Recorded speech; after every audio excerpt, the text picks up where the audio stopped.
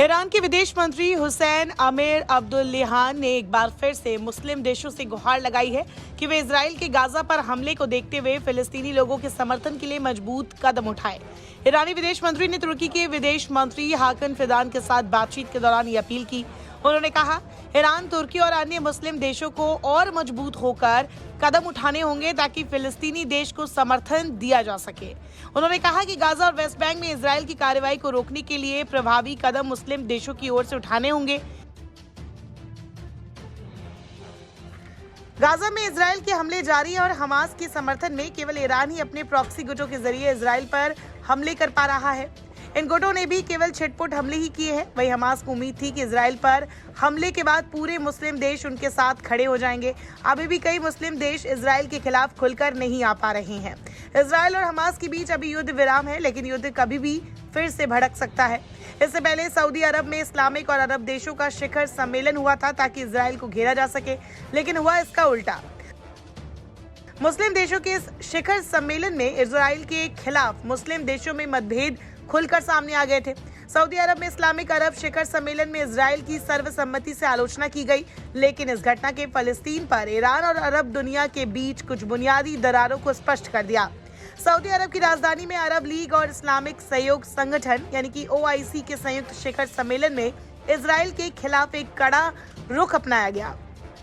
अंतिम घोषणा पत्र ने इजराइल की आत्मरक्षा में काम करने के दावों को खारिज कर दिया और मांग की कि संयुक्त राष्ट्र सुरक्षा परिषद इजराइल की आक्रामकता को रोकने के लिए एक निर्णायक और बाध्यकारी संकल्प अपनाए। हालांकि इसी दौरान ईरान की ओर से पेश किए गए व्यवहारिक उपायों को अंतिम विज्ञप्ति में नजरअंदाज कर दिया गया। सऊदी अरब ने मूल रूप से 2 अलग-अलग असाधारण सम्मेलनों की मेजबानी की योजना बनाई थी, लेकिन फिर OIC को शामिल करने के लिए अरब लीग शिखर सम्मेलन का विस्तार किया। ईरान के राष्ट्रपति इब्राहिम राइसी की सऊदी अरब की यात्रा 1 दशक से अधिक समय में इस्लामिक गणराज्य के किसी प्रमुख की पहली यात्रा थी। ये मार्च में चीनी मध्यस्थता वाले समझौते के तहत तेहरान और रियाद के सालों की दुश्मनी को औपचारिक रूप से समाप्त करने के बाद संभव हुआ। बैठक के दौरान शिया ईरान ने मांग की कि सुन्नी गुट हमास के खिलाफ इजराइल की जवाबी कार्रवाई का जवाब देने के लिए दंडात्मक, आर्थिक और राजनीतिक कदम उठाए जाए, लेकिन इस्लामिक देशों के प्रतिभागियों ने गाजा में इजरायली बलों की बर्बर कार्रवाइयों की निंदा करते हुए तेहरान के प्रस्तावों को मंजूरी देने से इनकार कर दिया।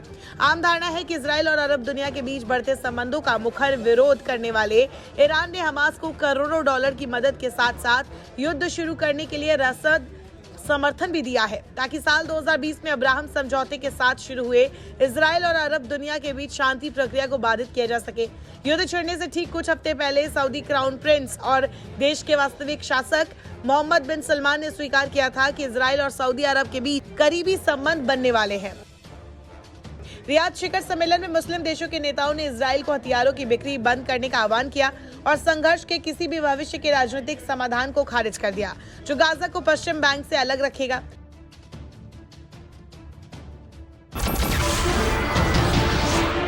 नमस्कार, मैं हूं मानक गुप्ता। अगर आपको हमारा ये वीडियो पसंद आया हो तो इसे लाइक और शेयर जरूर करें, और हाँ, हमें सब्सक्राइब और फॉलो करना ना भूलें ताकि आप देश और दुनिया की कोई खबर मिस ना करें। तो जुड़े रहिए हमारे साथ और देखते रहिए News 24।